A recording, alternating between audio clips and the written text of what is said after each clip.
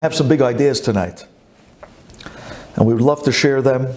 We're asking Borei Olam for the great Siyata Dishmaya to be able to help that these ideas should come out in the proper way, with great Siyata Dishmaya, with clarity, with a lot of warmth, so that it'll be able to be Dvarim Hayotzem min Halev, Nichnasim Lalev. The Bet Halevi, in his essays on Bitachon, when it comes to the 9th of his essays, Otet, he stresses this incredible idea of how not and never to rely on people. Al tivtechu ben dibim beben adam she'en lo tishua, which is an amazing thing. This is grandfathered all the way back to the very first man.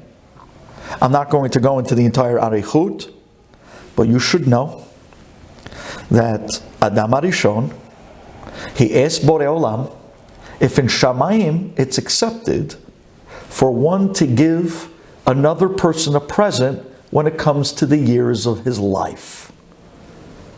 And the Midrash tells us that Adam Arishon, he looked deep into history, and he saw that one day there's going to be someone who's going to take the blow for the sin that he did. There's going to be a little baby that's going to be born, destined after 3 hours of life to die as kapara for the 3 hours that Adam Arishon lived until he made the chet. Because in truth, when Borei Olam told Adam Arishon and Chava about not eating from Etz Hadat, Borei Olam told him, "B'yom she'achalcha mot tamut, you're going to die." And at the end, what ended up happening? He ate and he didn't die. So Chazal tell us, "Shlucho shel Adam kemoto," which in Gemara terminology, in the yeshivish world, Shlucho shel Adam kemoto simply means that the messenger of a person represents him as if it's him himself. But over here it meant it literally. Shlucho shel Adam, the sending out of Adam Arishon from Gan Eden, kemoto, was like his death. And that's why, because he ate, he got kicked out of Gan Eden, and that was tantamount to death. Exactly what Borei Olam told him. Your life in Gan Eden will end if you eat from Etz Hadat. And because it took him, it actually happened 3 hours into the day after he was created. So there was going to be a baby that was going to die 3 hours after death, after life, after being born. What's amazing is that this baby is none other than David HaMelech, who was supposed to live for 3 hours and die. Says Adam Arishon, that baby, the future David HaMelech, he's going to die 3 hours into life because of me, because of my sin. Says Adam Arishon, I want to be able to give him life. I'll give him years. So really, how long is Adam Arishon supposed to live for? 1,000 years, right? Elif shanim be'enecha kiyom etmol, right? 1,000 years. So Adam says to Borei Olam, how long is the length of the lifespan of a typical man? 70 shana ubigvurot 80 shana. So he says, I'll give him 70 years. So instead of Adam living for 1,000 years, he's now going to live till 930, right? And then he's going to die. 70 years he's giving to the life of David HaMelech. Amazing. Hashem says, Adam, if you want to give this matana, we have to get it in writing. And the Midrash says, and by the way, Rabotai, you learn from here that everything you do, you put it in writing with an edim. Doesn't matter who, doesn't matter what, doesn't matter where. But what do you mean? I'm your brother-in-law. What do you mean? I'm your best friend. It has nothing to do with you. We put things in writing in order not to allow Yetzer Hara to stick his ugly head in between people. Because the moment things go down and they weren't put in writing, you already opened up an opportunity for Yetzer Hara to get in there and break up the best of friends, the best of partners, the best of families. And therefore, it's an insurance plan. You drive a car with insurance? You have health insurance? Yeah? Okay. You have deal insurance. Deal insurance is putting it down on paper and everyone signs for the better of Yashrut. It's nothing personal. But like this, once the ink dries and the signatures are signed, everybody knows that we locked in the terms and Yetzer Hara cannot enter. Says Borei Olam to Adam Harishon, yes, in Shamayim we do give presents, but on paper. So Borei Olam brought him the contract, and it said that Adam Harishon was ready to give away 70 years of his life to the future David HaMelech. Like this, instead of him taking the hit after 3 hours, he was now going to live for 70 years and 3 hours. Adam Harishon signed, and Borei Olam, and the Midrash says Malach Matat, both signed, Edim, that Adam gave away 70 years of his life. What ended up happening? Oh, says the Midrash, that at the end of the life of Adam Harishon, where now he's rounding the 900 years, he's coming up to his last few years of life. He's right coming up to the year 930, where he knows now this is it. He comes to Borei Olam and he says, Hashem, I have charata. I want the years back. Says Borei Olam, what do you mean? But you gave it to David HaMelech. He says, I know, but I want it back.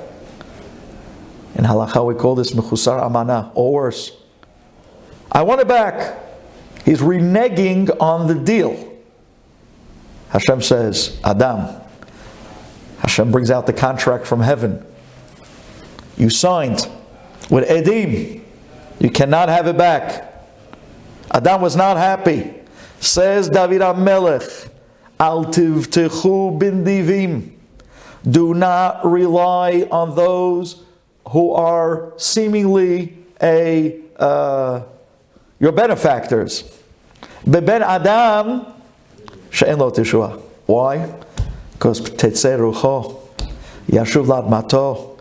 When it comes time that their nefesh is about to leave them and they're going to go back to the ground, like what happened by Adam Harishon, tetzei rucho yashuv ladmato. When it comes to the end of his life, when he was supposed to pass away, he started to panic. He wanted the years back. Tetzei rucho yashuv ladmato. Bayom hahu avdu eshnotav. He lost everything. Says David HaMelech, Ashrei she'el Yaakov be'ezro. You know who's praiseworthy? The God of Jacob. Yaakov was titen emet liYaakov. Yaakov was emet. His word was his bond. Titen emet liYaakov.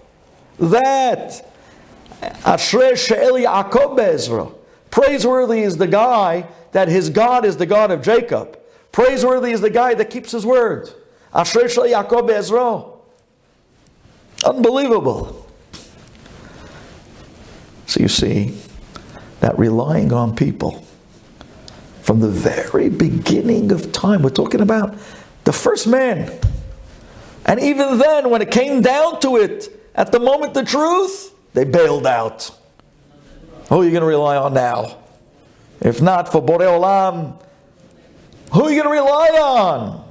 Says David HaMelech, you cannot rely on man. And this is the opening of the Bet Halevi in essay number 9, Siman Tet. Says the Bet Halevi, Achrei sheyitbarer leha'adam ki en ra'ui lo. It's not proper. Libtoach b'shum beria. Do not rely on anyone, on any creation, on anything other than Hashem. Then, once you stop believing in people, you stop not believing in people. You stop relying on people. You should believe in people. But you stop relying on people. Yir'eh, then finally you'll be able, lasum bitchono bo yitbarach. Only now could you start relying on Hashem. Unbelievable. So the Beit Halevi opens up with this concept.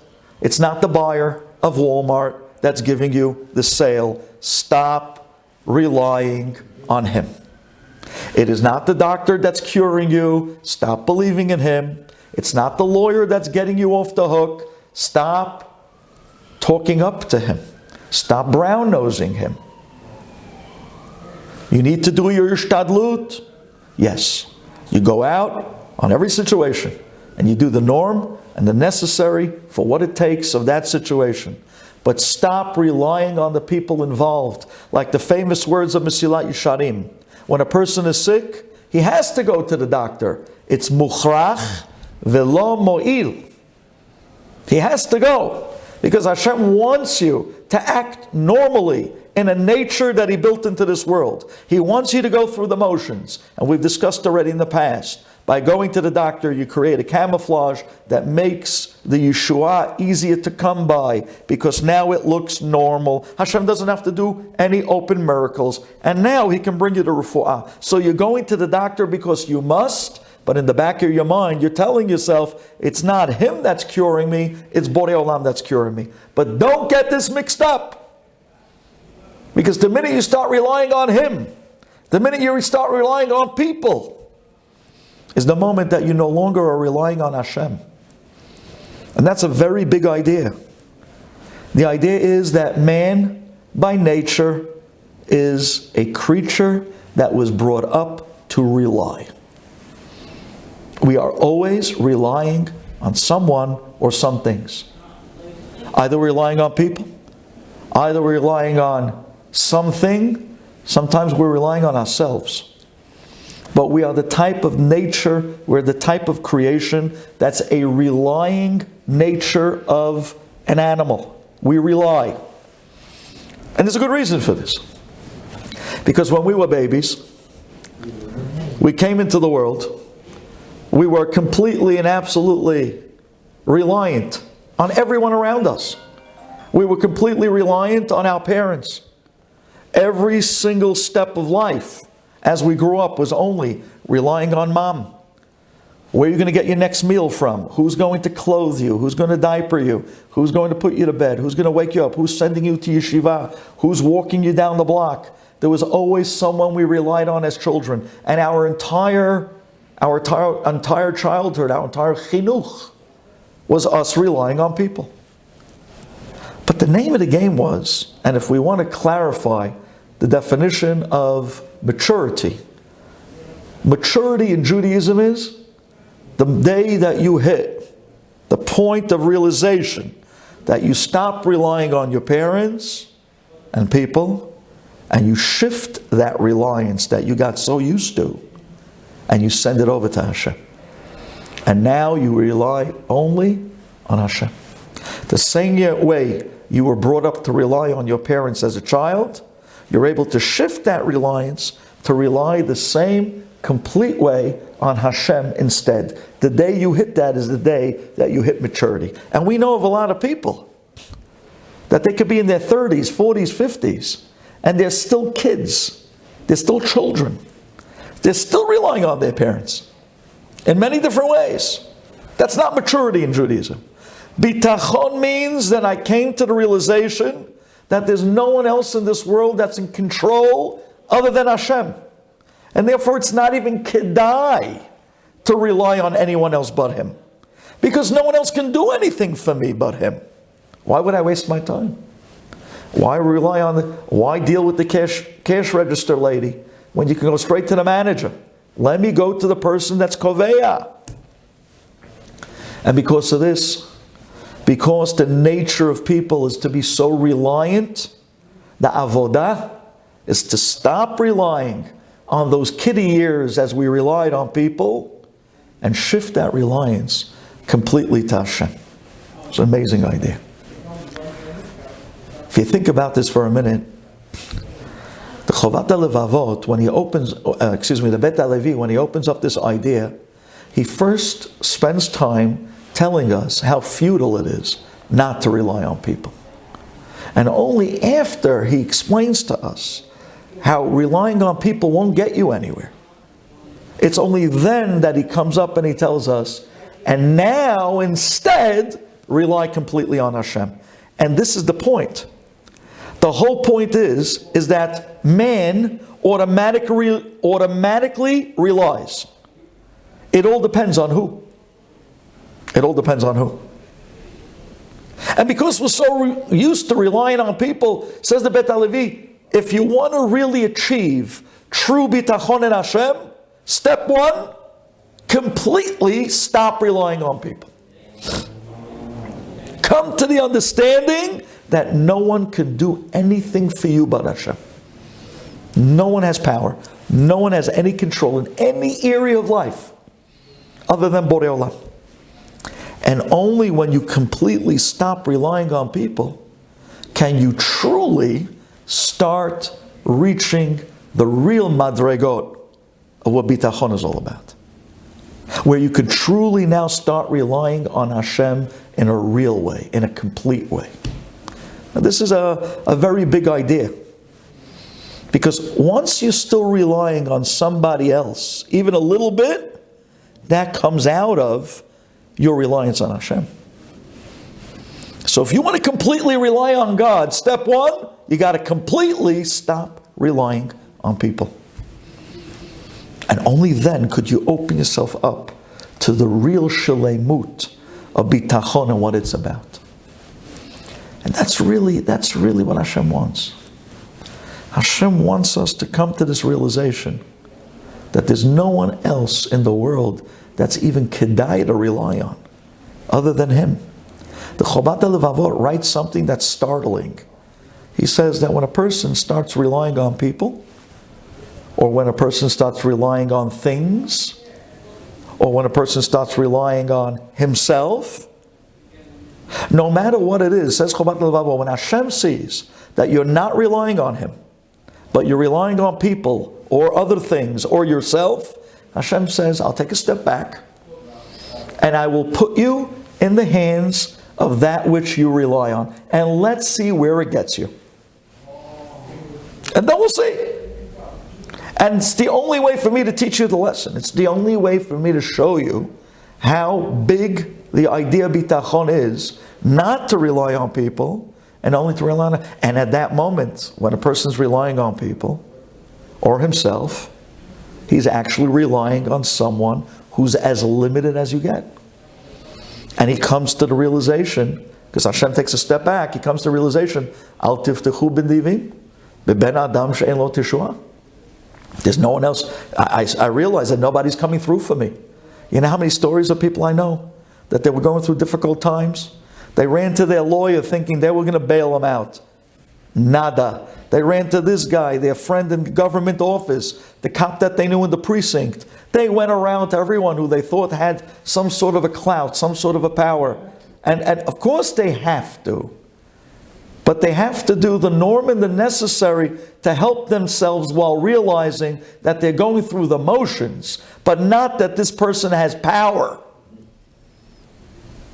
I'm talking about the guy that believes that I need this guy, he's the only one that can bail me out. I need this lawyer. He has hookups and connections to government offices. He can get me off the hook. Only him, nobody else. I need this buyer. He's my buddy. He's going to give me the sale. I got in with him. He's the gatekeeper. You ever hear guys talk that way? This guy is the gatekeeper. He's holding the deal in his hand.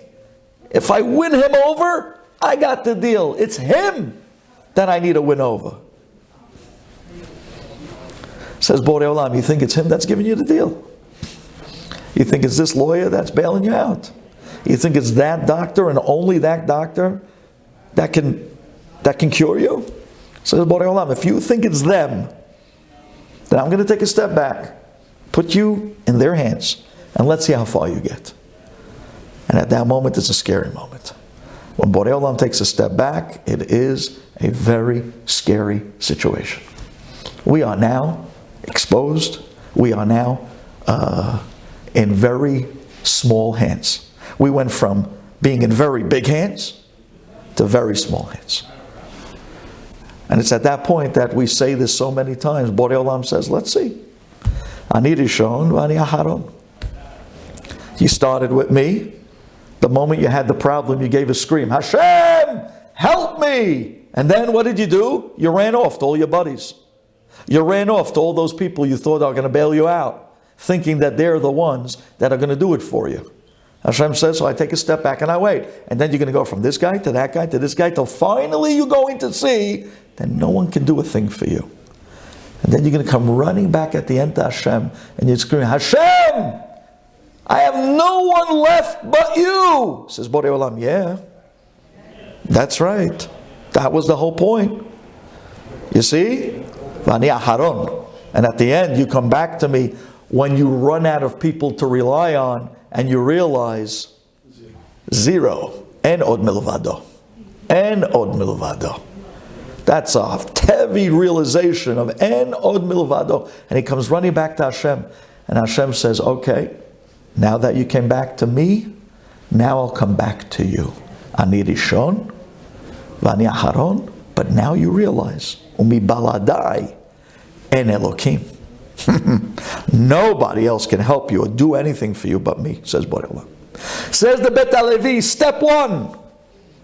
Step one is to relinquish all reliance and dependence on anyone or anything but Hashem. Stop relying on people. Stop believing in people. Stop throwing yourself at the feet of people. Stop making yourself a Hazit case. Stop making yourself a Nebuch case. Stop thinking that you're Superman. There are people that believe they can talk their way out of any situation. They can negotiate their way out of, and no matter what comes at them, they're the ones that are troubleshooting. I'm going to roll up my sleeves and do this. I'm street smart. I hear people, I'm street smart. I grew up on the streets. I went to the school of hard knocks. You know, kol hakavod. We're not taking that away from you. But remember, with all your hard knock schooling, you're not going nowhere if you're not relying on Him. He's all the control. He's the only one who's controlling everything. It's an amazing thing. Only then, when you come to the realization that it's not the school of hard knocks, and it's not your life experiences, and it's not your smart uncle in the family who supposedly is the big yoetz of everybody in the family, and it's not your best friend, and it's not the partners, and it's not the lawyer, the doctor, it's no one but Hashem. That's the moment that you could actually start your journey of bitachon. Because until you let go of the negative, there's no way to start building the positive. First, we need sur mera, and then we can go to asetov. First, you got to let go of all the people that you were relying on, including yourself, and only now asetov. Now, says the Bet Halevi, now we can start building real bitachon in Hashem, a real relationship, a real dveikut in Hashem. And now that you're going to rely completely on Him, He's compelled to help you. And I want to clarify something very big, and I want people to hear this. Bitachon has nothing to do with merit. Bitachon has nothing to do with good versus bad. It has nothing to do with, am I a tzaddik or am I a rasha? It has nothing to do with what you did or did not do in life. Bitachon has to do with one thing. You got a problem, you have a situation, you have a need, rely on Hashem, and for the fact that you relied on Him, you compelled Him to come and help you, period. That's it. For the sake that you relied on Him.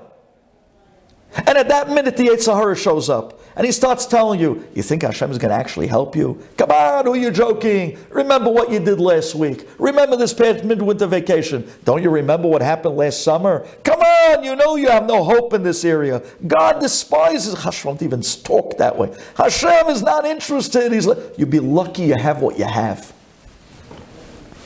Yetzer Hara shows up to a guy and tells him, you're already living on God's mercy. Don't push the envelope. Don't push your luck. You expect to be boteach that He's going to help you? And instead, the Yetzer Hara takes the guy at those moments of challenge and shoves his head into Yush. And literally pushes his face into the ground of Yush. that's where he loves people. Because the minute he gets the guy to throw in the towel and throw up his hands, that's the moment that he defeated him. Says the Bet Halevi, Chas v'Shalom, Bitachon is a guarantee. It's something that compels Hashem to help you. And Borei Olam put it into the creation of this world. It's a rule of nature. It has nothing to do with merit. It has nothing to do with zchuyot. It has nothing to do with good or bad. Even hababa machteret. We're talking about, the Midrash tells us, a guy, this is found in the Gemara as well, that he was digging a hole, a tunnel, under the ground to break into someone's house to rob him. And suddenly he gets scared. The police are coming down the tunnel to catch him. And he's in the most vulnerable position that a man can find himself. In an underground tunnel. Haba b'machteret. Says the Gemara, if that guy cries out to Hashem and says, Hashem, you're the only one that can save me. Nobody can save me but you. Hashem will help him. He'll help him. But what do you mean? It's Messiah to this guy? He's going to aid and abet a thief to get away, not to get caught? If that guy relies completely on Hashem to save him by screaming, Hashem, nobody else in the world but you can help me right now in this position. Hashem does not look at the heshbon of merit. He doesn't look at tzaddik. He doesn't look at rasha. The pasuk says it clearly. The pasuk says it clearly. The beginning of the pasuk of Hesed Yisovevenu talks about tzaddik and rasha the same. It makes no difference. There's a rule in the nature of creation.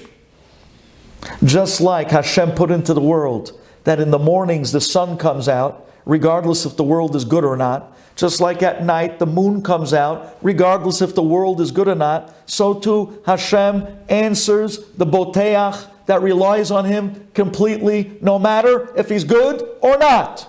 It's a rule of nature. I'm compelled to come to help you if you relied completely on me. Period.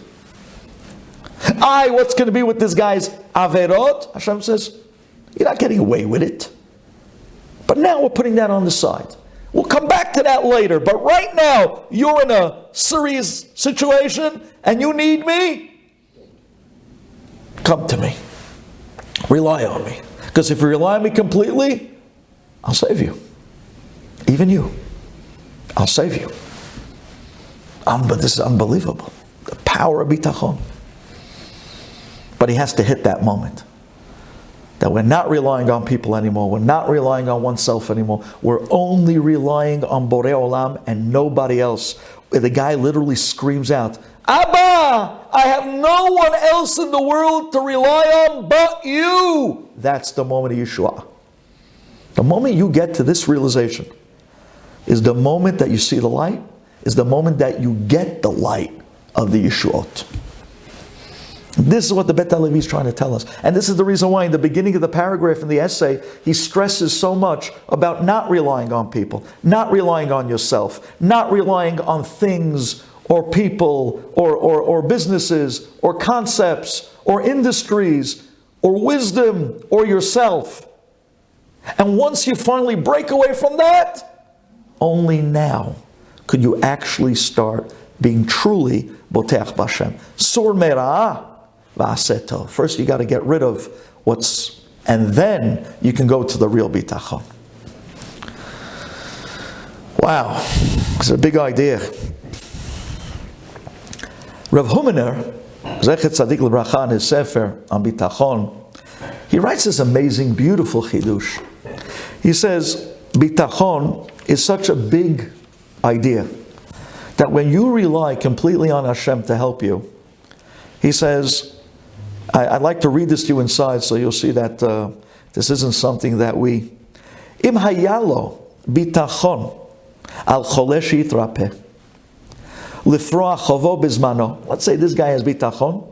He's relying on Hashem that a certain person who's sick should get better. And it doesn't happen. For whatever reason, doesn't happen. Maybe it wasn't boteach enough. Maybe there was a reason for this person, for the better of all good, that he needed to be taken, or was not supposed to live for. I don't know. What the cheshbonot of Shamayim, we'll never know. But this guy had bitachon. He relied on Hashem to cure this person, and it did not end up happening. Listen to these words. Says Rev Humener, Hare scharo, the schar that he's going to get on the mitzvah bitachon, for the fact that relied on Hashem, even though it didn't end up getting the result he was looking for. But the fact that you actually relied with bitachon on Hashem to help is no different than the schar he's going to get when he puts on hanachat tefillin, yeshivat sukkah, ushmirat Shabbat. You perform the mitzvah regardless. It's not so much of what the results did or did not end up coming out from. No, that the moment you relied on Hashem, you performed the mitzvah of bitachon. And it's no different in that moment like the performing of any mitzvah. You put on tefillin, you get schar. You keep Shabbat, you get schar. It's not about results that come out of it. It's the actual boteach b'Hashem that brings already this an enormous schar just for doing it, which is an amazing thing. Amazing thing.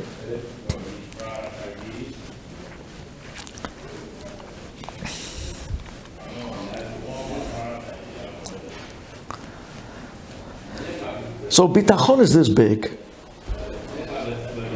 How come we don't find that in the Torah it talks about bitachon openly? We don't find the word bitachon anywhere in Torah. And yet it's such a big concept. Matter of fact, very soon, maybe on the next class, we're going to talk about the famous Vilna Gaon. That the Gaon wanted to say that the entire Torah was given to Klal Yisrael just to allow us to be able to start being boteach in Hashem. The whole Torah was given to us kedei, that we could come to bitachon.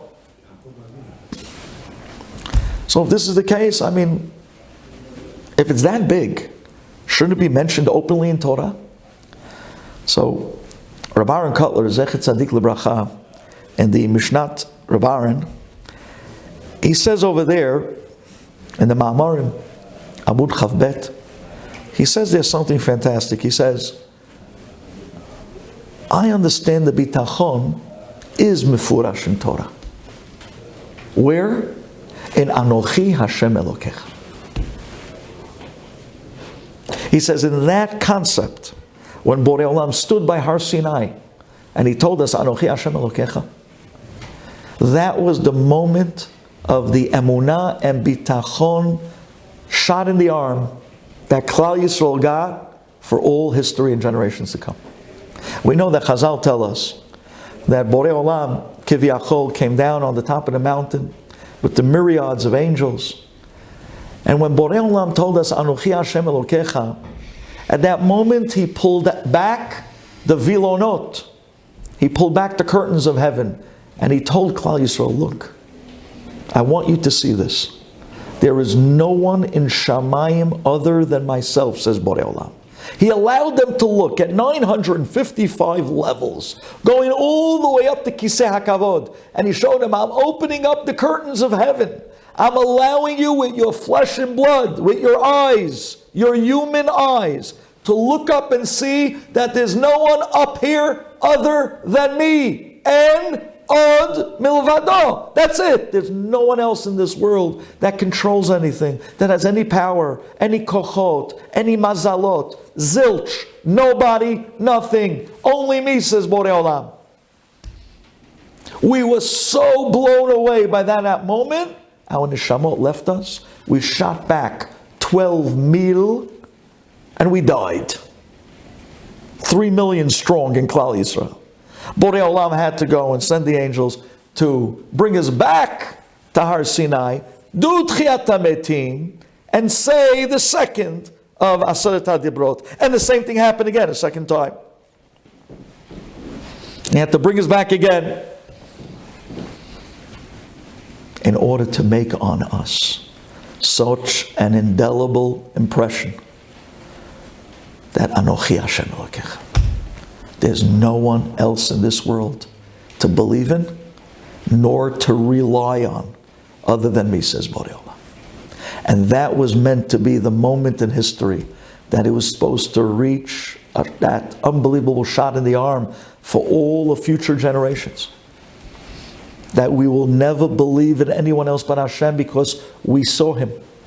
And a father was supposed to tell his son, who was supposed to tell his son, who was supposed to tell his son, the greatest revelation in history, the revelation of Matan Torah. And that's why every day we're supposed to remember Matan Torah. V'keravtanu malkeinu. What are you supposed to be thinking at that moment? V'keravtanu malkeinu.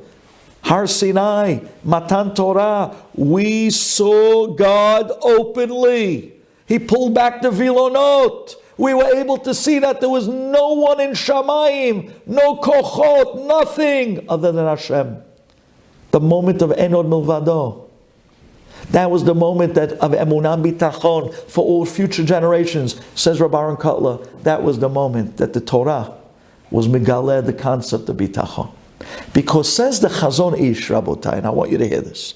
Says the Chazon Ish in his Sefer Emunah Bitachon. Says the Chazon Ish, what's the difference between Emunah and Bitachon? Says the Chazon Ish, Emunah is here. Emunah is your belief, your faith in God. You believe in Hashem. But Bitachon is the halakha l'maaseh of your emunah. Did you hear that? I'm going to say it again. The Bitachon, says the Chazon Ish, Bitachon is the halakha l'maaseh of your emunah beliefs. What you believe in your mind, in your heart, that's emunah. But to put those beliefs into practice, that's Bitachon, says Chazon Ish.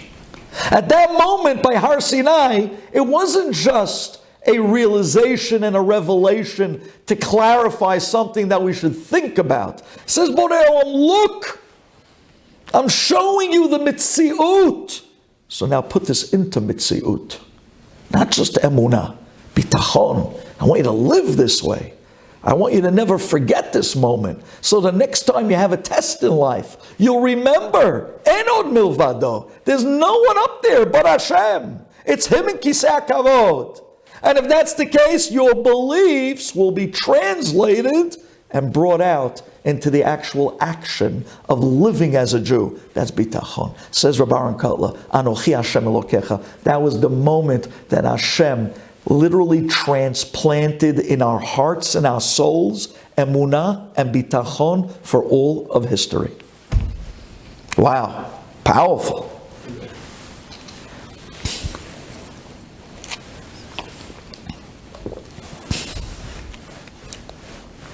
And in truth, if you take a look, you'll see that Rabbeinu Yonah as well writes bitachon bichlal emunah, which is what we just said. Bitachon is the halakha l'maaseh of your emunah beliefs. Yeah, amazing. And if this is the case, we stop for a minute, we say, Ma Hashem Elokecha sho'el me'imach. What is Hashem asking? Says Moshe Rabbeinu. Ki'im liyira'oto. What does that mean to fear God? What does it mean? Who do you fear? The one that you know is in control. The one who has the power.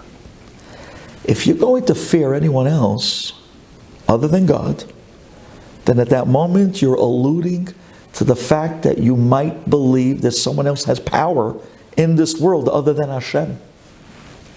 Liyira'oto means that He has the only power, that He's the only one in control, and therefore there's no one even kedai to fear other than Him, because He's the only one that matters.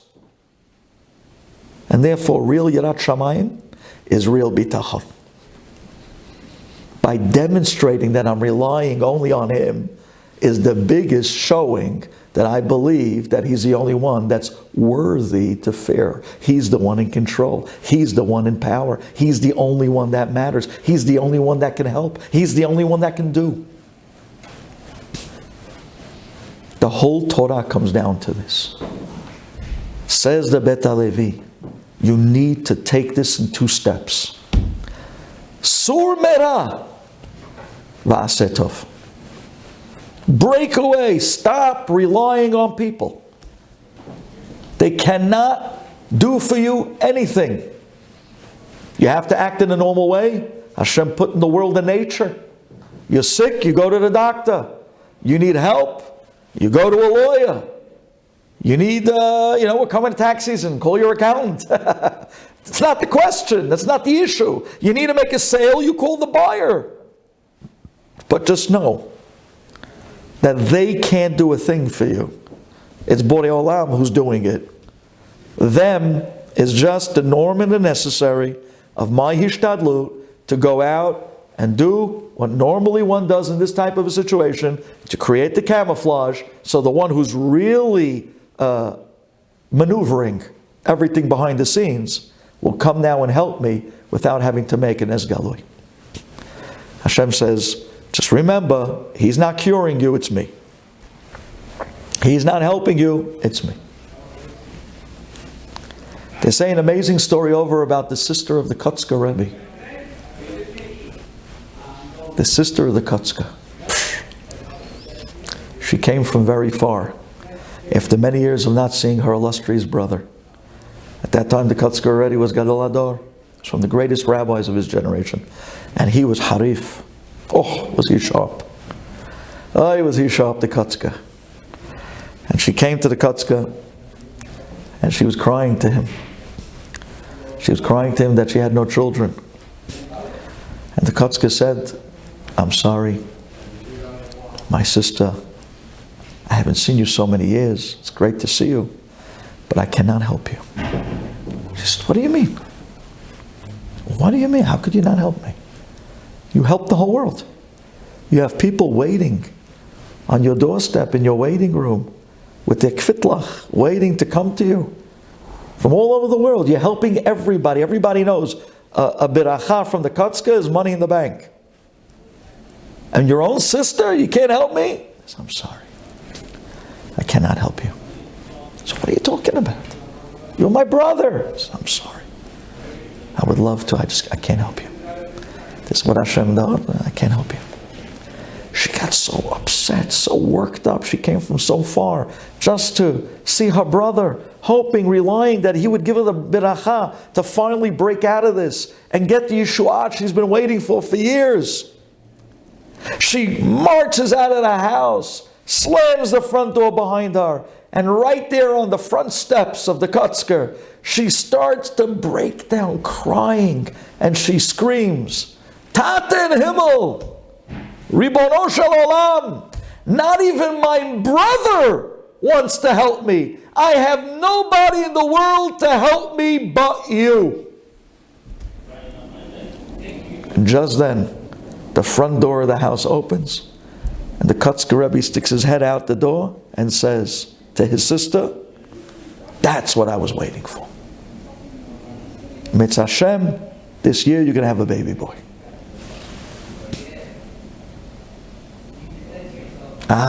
What this tells us. The Kotzker knew that his sister was relying on him. She came for his bracha, thinking that he's the Po'el Yeshuot, thinking that he's the one that's doing it. Says the Kotzker, if you're relying on me, this isn't going to work. Al tiftachu b'dibim. He says, if you rely on me, it's not going to work. I need you to rely on Borei Olam. And the moment you realize that nobody else in this world can do anything but Hashem, that's the moment you found your Yeshuot. But you have to really come to that realization. Now you're going to see it. Now you turn to Borei Olam, and only now you're going to see Yeshuot. Unbelievable. Unbelievable concept. The concept to realize. And don't get me wrong. When we go to Birachot, and we go to tzaddikim, and we get their berachot, of course. The po'el yushot in shamayim, unbelievable. They have schuyot, they have tzaddik gozer v'Hashem mekayem. But even more than that, the way we always explain the concept of berachot from tzaddikim is that when they gave you the beracha, they gave you the confidence that a mensch sometimes needs that mish'an. They need something to pick them up and lean on in order to be miftah. Isn't that the blessing? Baruch atah Hashem, mish'an u'miftah latzadikim. You know what the tzadikim can provide for us? A mish'an. The Rebbe gave me a beracha, now I know Borei Olam's going to help me. But that gave you that little push to give you the confidence that now Hashem's going to send you Yeshua, no question. So they helped you up that push of the ladder of Bitachon to now be boteach completely in Hashem. And it's the Bitachon that gets you the Yeshua. The Beracha was the Mish'an in order to get me to be Miftah, thanks to the Tzaddikim. So of course the Berachot at Tzaddikim, huge. Po'el Yeshuot in Shamayim, unbelievable. But how? Al Yedei our Bitachon. Al Yedei his unbelievable koach to open up the heavens for us and allow our Bitachon to be able to draw down the Yeshuot that he blessed us on. It's a big idea. Not simple. A big idea. Very big idea. It's amazing what a person can rise above through his emunah bitachon. Recently, they say, an amazing ma'aseh that just came out. One of the pamphlets that we read. Amazing story. Every year in Rosh Hashanah, after the tefillah, so everybody in the entire shul would come around in a circle, and they would wish Reb Chaim Kanievsky, Zechet Tzadik Lebracha, Agut Yor, Shana Tova, and then they would wish each other, La'alter L'Chaim Tovim U'Shalom, right? They would wish each other a year of life, a year of health. One at a time would come in front of the great Reb Chaim, and Reb Chaim would wish each person Agut Yor, Alebedik Yor, a year of life. One guy walks by, Reb Chaim ignores him and would not wish him a Shana Tova, would not wish him L'Chaim Tovim U'Shalom. The man realized. And Reb Chaim went to the next person and continued the line. What happened? This guy got a little bit nervous. He went to his friend. He said, Reb Chaim did not wish me Agut Yor. He did not wish me a year. L'Chaim Tovim Shalom. He got very worked up, very nervous, very broken. His friend ran back to Reb Chaim and said, Harav, you didn't wish this guy Agut Yor, Shana Tova, L'Chaim Tovim Shalom, La'alter L'Chaim Tovim. Reb Chaim said, I know. He's not going to live out the year. Unbelievable. When this guy heard that.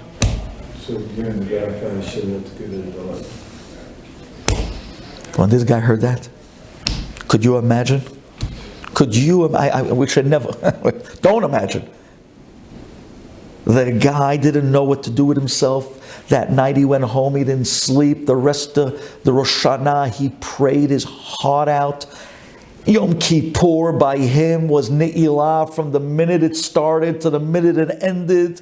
That year, this guy took upon himself Kabbalot, unbelievable teshuvah. He was learning Torah Yomam Valayla. And as the year moved its way on, the year finished. And he ended up living till the next Rosh Hashanah. The next Rosh Hashanah, when the year was up. And the guy actually lived throughout the year. So, the guy with his friend who a year prior went to Reb Chaim and said, they came into Reb Chaim and said, Reb Chaim, remember you told me a year ago that I'm not going to live out the year? Remember? Ich bin da lebendig. I am alive. I'm still here. It's a year later. A new year. The year passed. Chaim looked at the guy and said to him, impossible. It's not shaykh. I saw on you last year that you're not living out the year. What did you do? What did you do? He said, I did tshuva. And I learned Torah Yomam V'Layla. And I said, Hashem, no different than the famous Maisa with the Melech that the Navi told him, Machar, get your tachrichim ready. Machar, you're going. Remember the Gemara in Bitachon. Kibalti mi bet avi abba. Shalo yityaesh min harachamim. He says, I was boteach in Hashem that Hashem's going to break the gzeira on me in the zechut of the Torah, in the zechut of everything. Hashem is going to save me. Hashem's going to save me. Hashem's going to save me. Reb Chaim smiled and he said, the famous pasuk. The pasuk says on a mensch that was already brought on him mishpat mavet. You know what the pasuk says? V'talu al etz. They hang him on a tree. Says Reb Chaim, which etz is that? That's the etz haTorah. Etz chaim hila mahazikim ba. He says when a guy has it on him mishpat mavet, all he can do is v'talu ala etz. If he hangs himself on the etz chaim hila mahazikim ba, it's the one thing that could save him. He says, you hung yourself on the etz chaim, you were boteach that in the zechut HaTorah, Hashem is going to break the gzeira that was on this guy from Shamayim not to live out the year. That's how you broke it. That's how you're living. Wow. There is nothing that someone who's absolutely boteach in Hashem, who throws himself on Borei Olam, and who realizes that no one else can do for him anything but Hashem. And he comes to that realization. We're calling this the maturity of Bitachon, where he says to himself, it's not even kedai to rely on people. I realize that there's no one else in this world that can do anything for me other than you, Hashem. Abba, ani bayadayim shelcha. I'm not relying on anyone else, only you. Ani somech rak alecha. That's it. Only you am I relying on you. And this guy did that. I mean, think about it. The Navi Hadar told him he's not living out the year. He told him. And when did he tell him? On Rosh Hashanah he told him, you're not living out the year.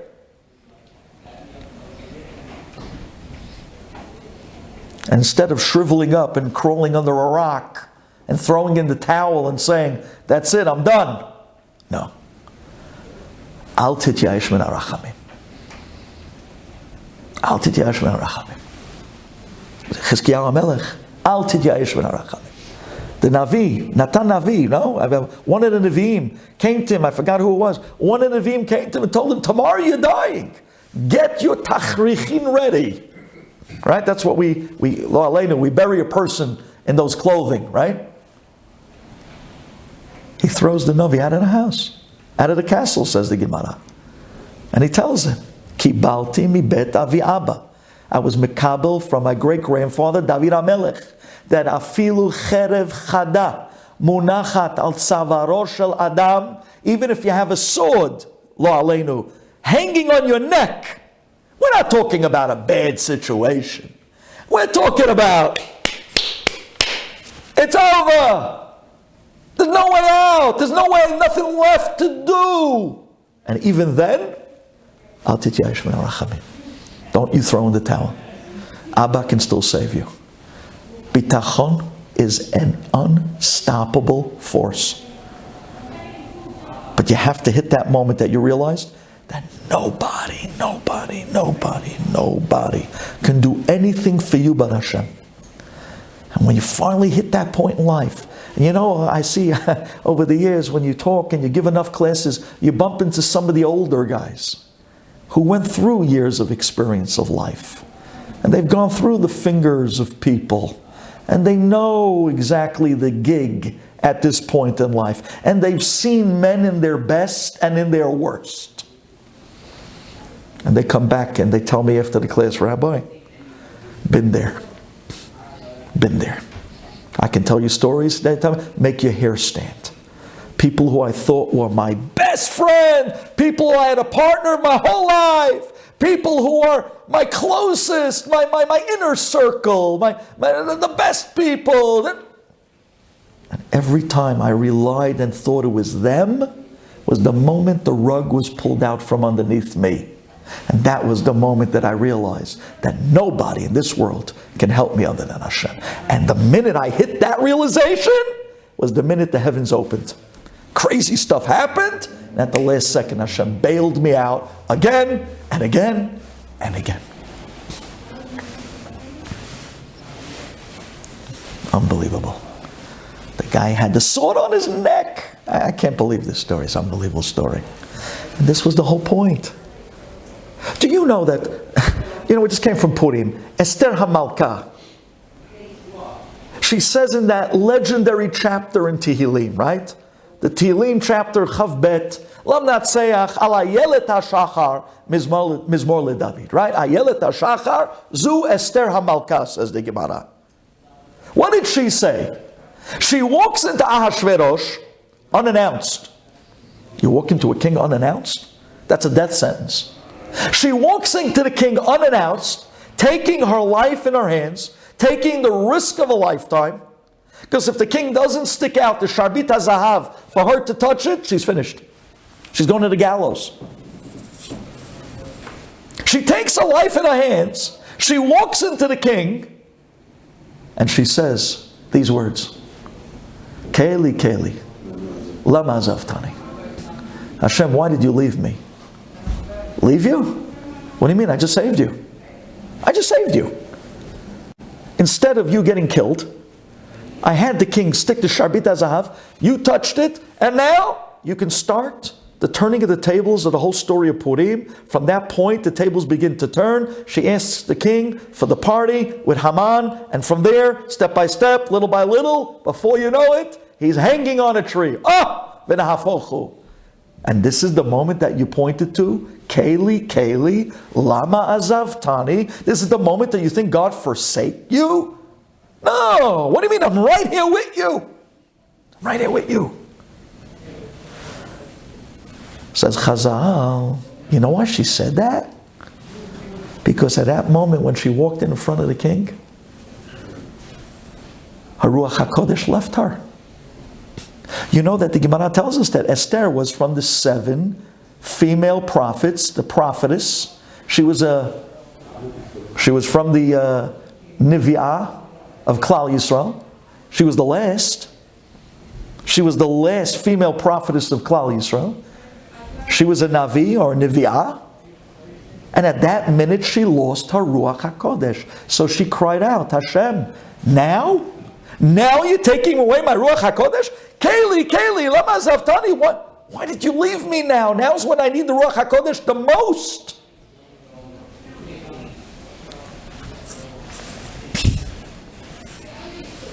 So why did Hashem take the Ruach HaKodesh away at such a delicate moment? And Chazal tell us something amazing. Hashem wanted to send a message not only to Esther, but to Klal Yisrael. Klal Yisrael, are you relying on the Jewish girl in the castle that she's going to be the one to bail you out of this big death sentence of Haman? You remember those days? What do you mean? But the president's daughter is Jewish. How many times did we hear that? She's an amazing person, don't get me wrong. But who are you relying on, Klal Yisrael? Says Borei Olam, you're relying on Esther HaMalka? You think she's the one that's going to save you from Haman? Why? Because she's a prophetess. because she knows what's going on in heaven. So I'm going to take away her power of prophecy to make sure that you stop looking at her and you start looking at me, says God, so that you'll only rely on me and no one else. So at the moment the Yeshua was the moment that she needed to lose her Ruach HaKodesh.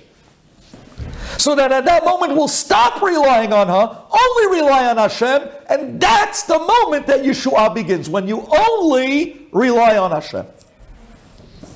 And says the Gemara this very clearly. What did she end up asking the king? Im ala melech tov, please come to a party with Haman. Says the Gemara, why did she invite Haman to a party?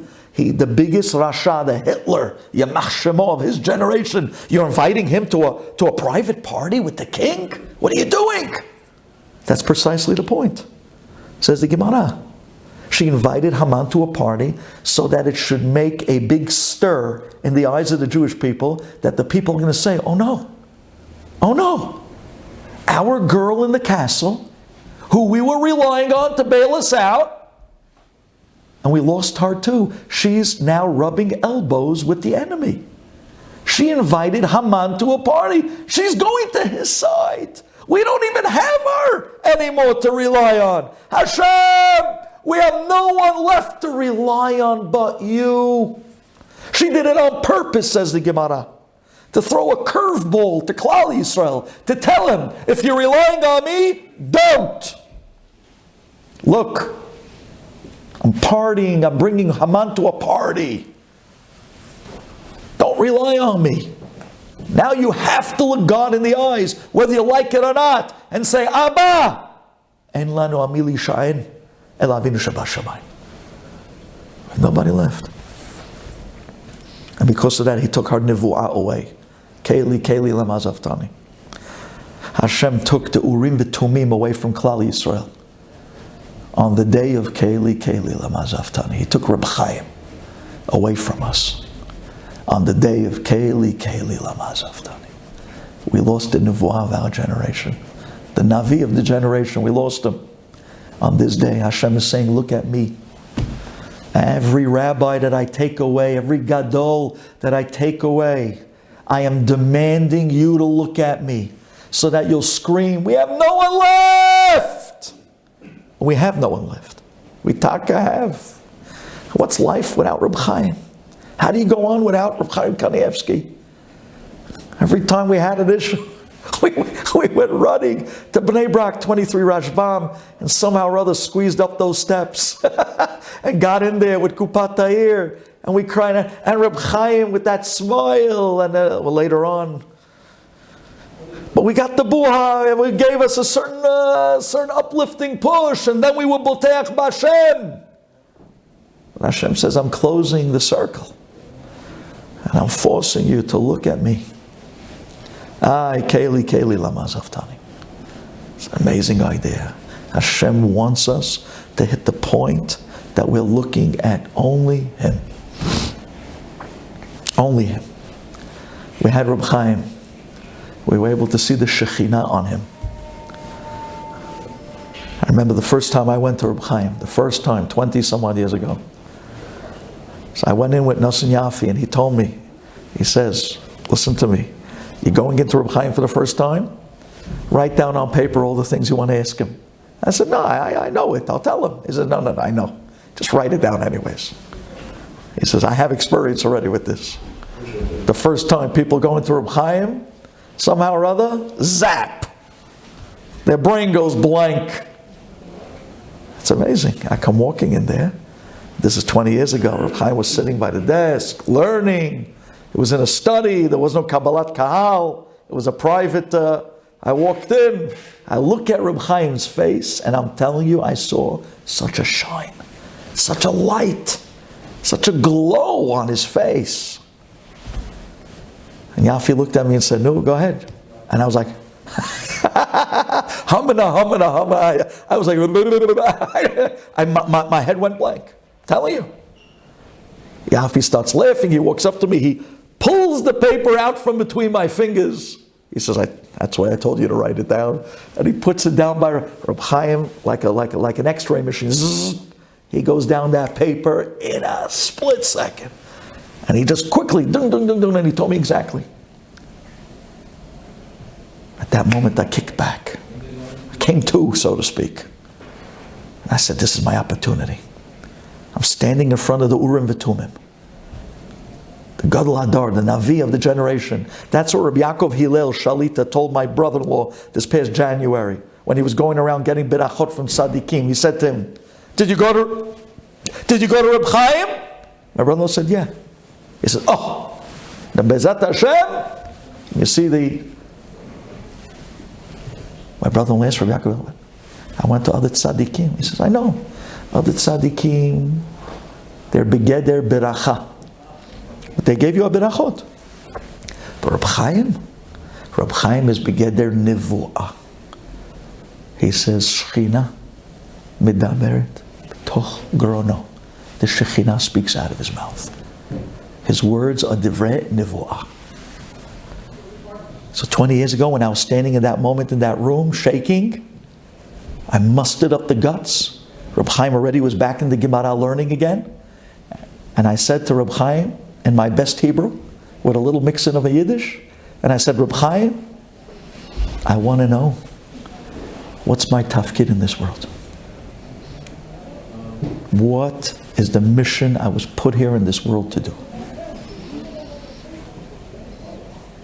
I want you to tell me what my neshama was brought down here to accomplish. Ma tivo. They used to ask this question to the Nevi'im. To the Nevi'im they used to ask this question. The Navi was able to tell you your tafkid in this world. What you were put here to who, what's your job, what's your mission. I asked Reb Chaim that question. Guys, listen to me. He didn't bat an eyelash. He didn't. It was not even toch kedei dibur. The minute I finished the question, he looked at me, glanced at me for a split second. It's 20 years ago. He glanced at me for a split second, and he told me, boom, boom, boom, exactly what the tafkid is. And after he said it, he dropped his head right back into the Gemara and kept learning. That's it. And I was like, wow, who could say that? Who do you know that you can go and ask him, ma tafkid ba'olam, ma chovati ba'olamo. Oh, the Mesilat Yesharim. What's my chiyuv? What's my job in this world? What would I put here to do? What's my mission? What's my life's mission? What's my purpose? Why did God put me here? What am I supposed to be accomplishing? He was able to tell you.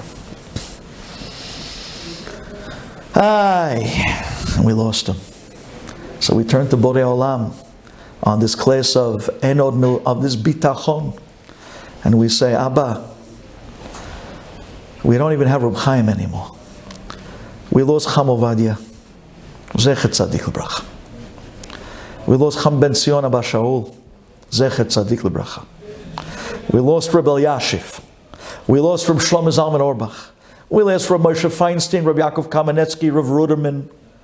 We lost the giants of the generation we grew up in. We lost Reb Leib Steinman. We lost the real Gidolim, the Stipler. We lost the Hazon Ish. And now the last of the Chabura. The last of these giants. We lost Reb Chaim. Abba! We have no one left to turn to but you. We have no one left but you. The only one that can replace the great Reb Chaim Kanievsky is Melech HaMashiach. And we're waiting. Ki lishuatecha kivinu v'tzipinu kol hayom. Even the Yeshua is kivinu v'tzipinu. You have to rely on Hashem for it. You have to long for it. You have to wait for it. You have to be ma'amin and boteach that Hashem is going to send it. The only way to get a Yeshua in Klal Yisrael is al yedei emunah bitachon, to rely that only Hashem is going to send it. Don't get caught and cast away in the news. This has nothing to do with Putin. This has nothing to do with Zelensky. This has nothing to do with Russia, and has nothing to do with Ukraine. It has nothing to do with Iran. It has nothing to do with nuclear nukes. Everything that's happening, Abba is making it happen. Everything you're seeing happen, it's not them. Who are they? It's Rak Avinu Shabbat Shamayim.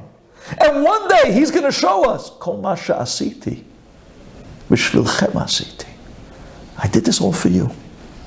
I set up this incredible grand finale of a fireworks ending just for you, Klal Yisrael.